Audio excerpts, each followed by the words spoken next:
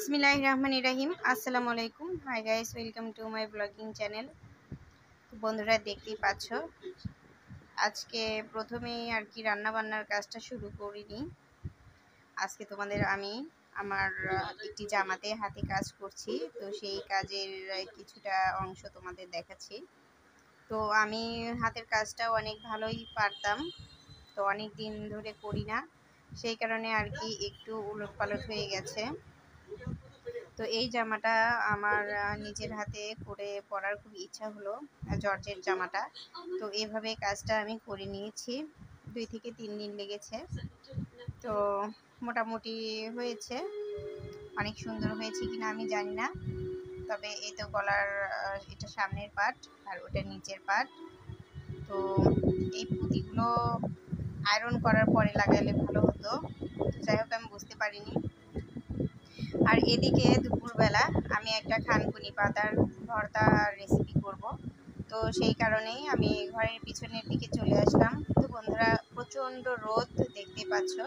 এটা হচ্ছে সিম গাছ, সিম গাছ প্রায় চালে উঠে গেছে। আর এইটা হচ্ছে আমার বাড়িতে মোরগ পালা হয়, সেই মোরগটা আমার আগেই যাচ্ছিল হেঁটে হেঁটে।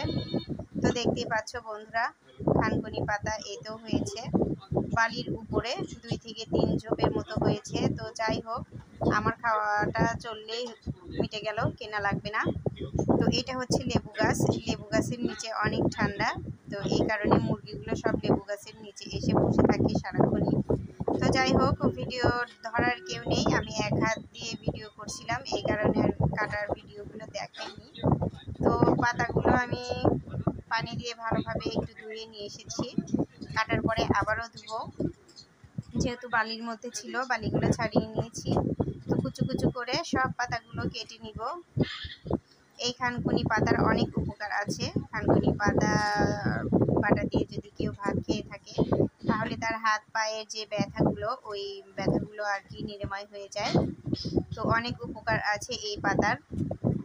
অনেক জায়গায় এই পাতা রান্না করে খেতে দেখেছি, তো কখনো আমাদের এই অঞ্চলে রান্না করে খেতে দেখিনি। তো যাই হোক, আমরা জাস্ট পাতাটা কালো জিরে রসুন দিয়ে বেটেই খাই। তো পাতাটা ধুয়ে নিয়েছি, আর এখানে আমি যে বাটার জন্য উপকরণগুলো নেব, কাঁচামরিচ, রসুন, কালো জিরে ও লবণ, সেগুলো নিয়ে নিয়েছি। এদিকে একটি কড়াইয়ে পাতাগুলো আমি দিয়ে দিলাম, দিয়ে একটু লবণ দিয়ে ভালোভাবে সিদ্ধ করে নিব। তবে সিদ্ধ করার সময় একটু পানি দিলে ভালো হয়, কারণ এই পাতার পানিটা ফেলে দিতে হবে, তা না হলে গলা চুলকাতে পারে। অনেক সময় আছে শুকনোর উপরে থাকা পাতাগুলোও গলা চুলকায়। তো যাই হোক, একটু নাড়াচাড়া করে একটু ঢেকে দিলে খুব তাড়াতাড়ি সিদ্ধ হয়ে যাবে, তবে বেশিক্ষণ ঢেকে রাখা যাবে না, তাহলে কালারটা নষ্ট হয়ে যাবে। তো এই পাতা বাটা এত মজা খেতে, আসলে নিমেষেই 1 প্লেট ভাত সাফ হয়ে যাবে। তো আমি ওটা নামিয়ে নিয়েছি। এখন আমি শুধু মরিচগুলা তেলে ভেজে নিব। যদি তেল দেই তাহলে সব মরিচগুলা তাড়াতাড়ি ফুটে আসবে, এই কারণে আর কি একটু তেলে নিব। তো মরিচগুলো আমি নামিয়ে নিয়েছি। এখন আমি শুকনো খোলাতেই কালো জিরা ও আস্ত যে রসুনটা একটু ভাজা ভাজা করে নেব।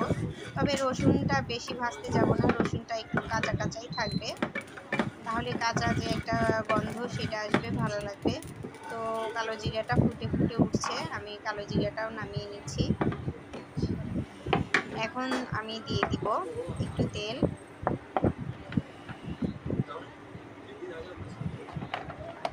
তো তেলটা দিয়ে খানকুনি যে পাতা আছে পাতাটা দিয়ে দিচ্ছি। পাতাটা একটু ধুয়ে পানিটা ফেলে দিতে হবে, খানকুনির পাতার সাথে যেন কোনো পানি না থাকে। তো ভালোভাবে নাড়াচাড়া করে ভেজে নিব। তো ভাজা হয়ে এসেছে, নামিয়ে নিয়েছি। বন্ধুরা, এখন শিলপাটাতে বেটে নিব। যে কোনো ভর্তা যদি শিলপাটাতে বেটে করা যায় তাহলে তার টেস্ট আরও দ্বিগুণ বেড়ে যায়। ব্লেন্ডারে করলে কালো জিরাটা ভালোভাবে নিফেস হবে না, কালো জিরাটা ভালোভাবে ব্লেন্ড হয় না, ওইটা আর কি গুঁড়ি গুঁড়ি থেকে যায়, এই কারণে শিলপাটাতে ভালোভাবে বেটে নিচ্ছি। তো রেসিপিটি আসলে যদি আপনাদের ভালো লেগে থাকে তাহলে অবশ্যই আমার চ্যানেলটিকে সাবস্ক্রাইব করে দিয়ে যাবেন, আর পেজ থেকে দেখলে ফলো দিয়ে যাবেন। তো যাই হোক, একটি লাইক দিয়ে সঙ্গেই থাকবেন বন্ধুরা। সবাই ভালো থাকবেন, সুস্থ থাকবেন। আল্লাহ